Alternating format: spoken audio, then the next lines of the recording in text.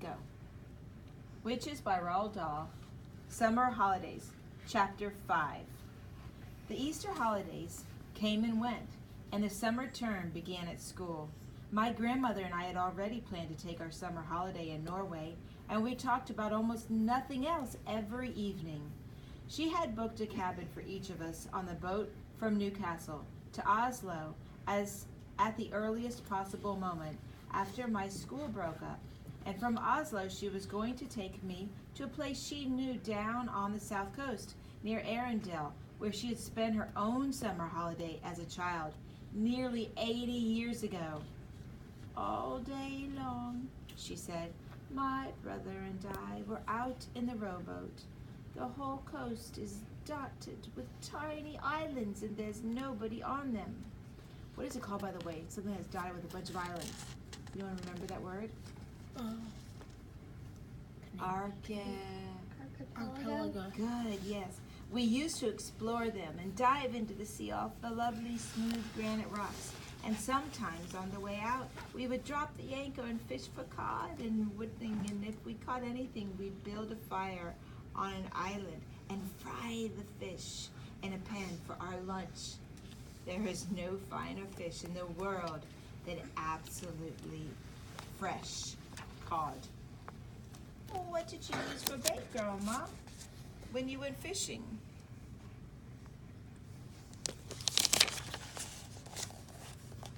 Mussels, she said. Everyone uses mussels for bait in Norway.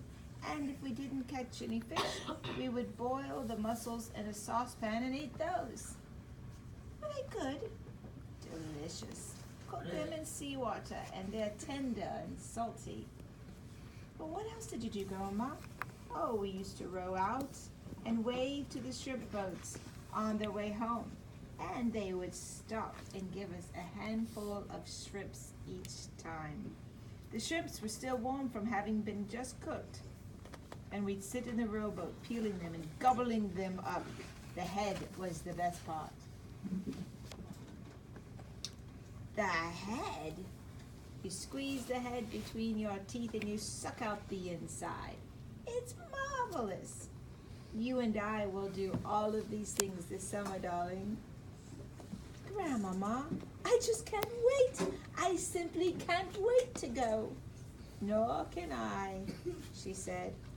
When there were only 3 weeks left of summer term, an awful thing happened. My grandmother got pneumonia. She became very ill, and a trained nurse moved into the house to look after her. The doctor explained to me that pneumonia is not normally a dangerous illness nowadays because of penicillin. But when a person who is very old, as my grandmother was, then it is extremely dangerous. He said he didn't even dare to move her to the hospital in her condition. So she stayed in her bedroom, and I hung about outside the door while oxygen cylinders and all sorts of other frightening things were taken into her. Can I go in and see her? No, dear, the nurse said. Not at the moment.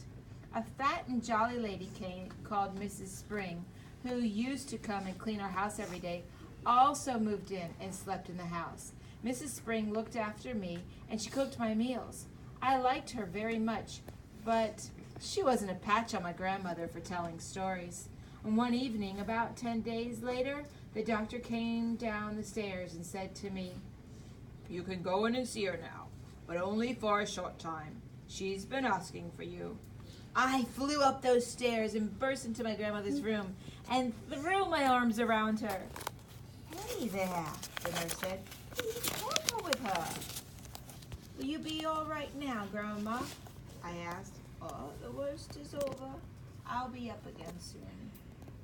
"Will she?" I asked the nurse. "Oh, yes," the nurse answered, smiling. "She told us she simply had to get better because she had to look after you." I gave her another hug. "They won't let me have a cigar," she said. "But you wait till they're gone." "She's a tough old bird," the nurse said. "We'll have her up in another week." The nurse was right. Within a week, my grandmother was thumping around the house with her gold-topped cane and interfering with Mrs. Spring's cooking. I Thank you for all of your help, Mrs. Spring, but you can go home now. Oh, no, I can't, Mrs. Spring said. The doctor told me to see that you take it easy for the next few days. The doctor said more than that. He dropped a bombshell on my grandmother and me by telling us that on no account were we to risk the journey to Norway this summer. Rubbish, my grandmother cried. I've promised him we'll go. It's too far, the doctor said. It would be very dangerous, but I'll tell you what you can do. You can take your grandson to a nice hotel on the south coast of England instead. The sea air is just what you need. Oh, no, I said. Do you want your grandmother to die? Never. Then don't let her go on a journey this summer. She's not yet strong enough. And stop her smoking those vile black cigars. In the end, the doctor had his way about the holiday, but not about the cigars. Rooms were booked for us in a place called the Hotel Magnificent in the famous seaside town of Bournemouth. Bournemouth, my grandmother told me, was full of old people like herself. They retired there by the thousand because the air was so bracing and healthing it kept them, and they believed that it would keep them alive for a couple extra years. Does it? I asked. Of course not. It's Tommy rot. But just for once, I think we've got to obey the doctor. So soon after, my grandmother and I took the train to Bournemouth and we settled into Hotel Magnificent. It was an enormous building, a white building on the seafront, and it looked to me like a pretty boring place to spend the summer holiday. I had my own separate bedroom, but there was a door connecting my room with my grandmother's room so that we could visit each other without going into the corridor. And just before we left Bournemouth, my grandmother had given me, as consolation, a present of 2 white mice in a little cage. And of course, I took those mice with me. They were terrific fun, those mice. I called them William and Mary. And in the hotel, I set about right away to teaching them doing tricks. The first trick I taught them was to creep along the sleeve of my jacket and come out by my neck. And then I taught them to climb up the back of my neck onto the top of my head. I did this by putting cake crumbs in my hair. On the very first morning after our arrival, the chambermaid was making my bed when one of my mice poked its head from under the sheets. The maid let out a shriek that brought a dozen people running to see who was being murdered. I was reported to the manager, and there followed an unpleasant scene in the manager's office with the manager, my grandmother, and me. The manager, whose name was Mr. Stringer, was a bristly man in a black tailcoat. I cannot permit mice in my hotel, madame, he said to my grandmother. How dare you say that when your rotten hotel is full of rats anyway, my grandmother responded. Rats, cried Mr. Stringer, going mauve in the face. There are no rats in my hotel. I saw one this very morning. It was running down the corridor into the kitchen. That is not true. You had better get the rat catcher at once before I report you to the public health authorities. I expect there's rats scuttling all over the kitchen and stealing food off the shelves and jumping in and out of the soup. Never, cried Mr. Stringer. No wonder my breakfast toast was all nibbled around the edges this morning, my grandmother went on relentlessly. No wonder it had a nasty, rutty taste. If you're not careful, the health people will be ordering the entire hotel to be closed before everyone gets typhoid fever. You are not serious, madame, Mr. Stringer said. I was never more serious in my life. Are you or are you not going to allow my grandson to keep his white mice in his room? The manager knew when he was beaten. May I suggest a compromise, madame? I will permit him to keep them in his room as long as they are never allowed out of the cage. How's that? That will suit us very well, my grandmother said, and she stood up and she marched out of the room with me behind her. There's no way you can train mice inside of a cage, yet I dared not let them out because of the chambermaid. She was spying on me all the time. She had a key to my door, and she kept bursting in at all hours trying to catch me with the mice out of the cage. She told me that the first mouse to break the rules would be drowned in a bucket of water by the hotel porter. I decided to seek a safer place where I could carry on with the training. There must surely be an empty room in this enormous hotel. So I put one mouse into each trouser pocket, and I wandered downstairs in search of a secret spot. The ground floor of the hotel was a maze of public rooms, all of them named in gold letters on the doors. I wandered through the lounge and into the smoking room, and the card room, and the reading room, and the drawing room. None of them was empty. I went down a long corridor, and at the end of it I came to the ballroom. There were double doors leading into it, and in front of the doors there was a large notice board on a stand, and the notice on the board said, RSPCC meeting, strictly private. This room is reserved for the annual meeting of the Royal Society for the Prevention of the Cruelty to Children.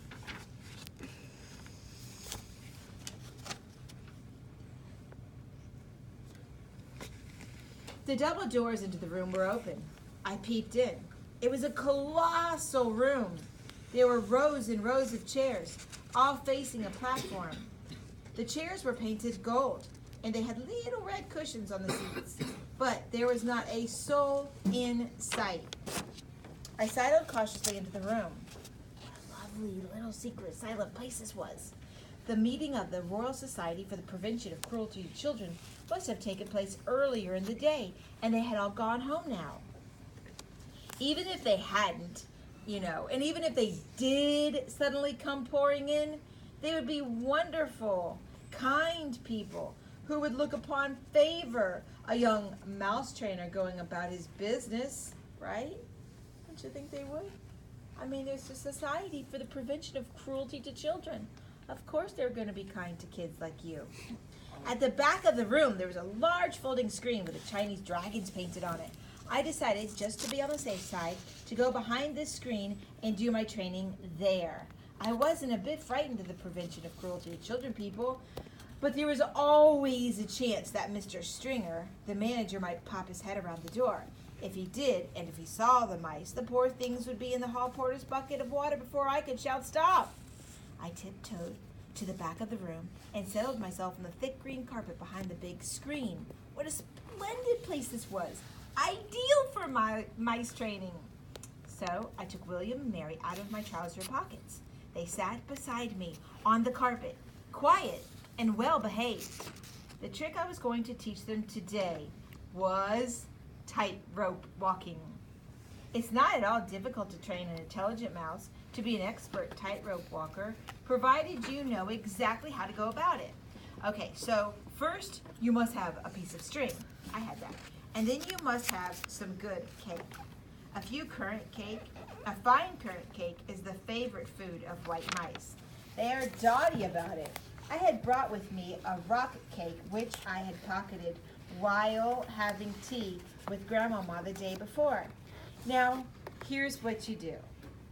You stretch the long tightrope between your hands, but you start by keeping it very short, only about 3 inches. And then you put the mouse in your right hand and a little piece of cake in your left. The mouse is therefore only 3 inches from the cake. He can see it and he can smell it. His whiskers twitch with excitement. He can almost reach the cake just by leaning forward, but not quite. He only has to take 2 little steps along the string to reach this tasty morsel. He ventures forward, one paw on the string and then the other. If the mouse has a good sense of balance, and most of them have, he will get across quite easily. I started with William. He walked the string without a moment's hesitation. I let him have a quick nibble of the cake, just to whet his appetite, and then I put him back on my right hand. This time, I lengthened the string. I made it about 6 inches long. William knew what to do now. With superb balance, he walked step by step along the string until he reached the cake. He was rewarded with another nibble. Quite soon, William was walking a 24-inch tightrope, or rather tight string, from one hand to the other to reach the cake. It was wonderful to watch him. He was enjoying himself quite tremendously, and I was careful to hold the string near the carpet so that if he did lose his balance, he wouldn't have far to fall. But he never fell. William was obviously a natural acrobat and a great tightrope walking mouse. Now it was Mary's turn. I put William on the carpet beside me and I rewarded him with some extra crumbs in the current. Then I started again, going through the same routine all over again with Mary. My blinding ambition, you see, my dream of all dreams was to one day become owner of a white mouse circus. I would have some small stage and red curtains in front of it. And then when the curtains were drawn apart, the audience would see my world-famous performing mice walking on tightropes, swinging from trapezes, turning somersaults in the air, bouncing on trampolines, and all the rest of it. I would have white mice riding on white rats, and the rats would gallop furiously around and around the stage. I was beginning to picture myself traveling first class all over the globe with my famous White Mouse Circus and performing for all of the crowned heads of Europe.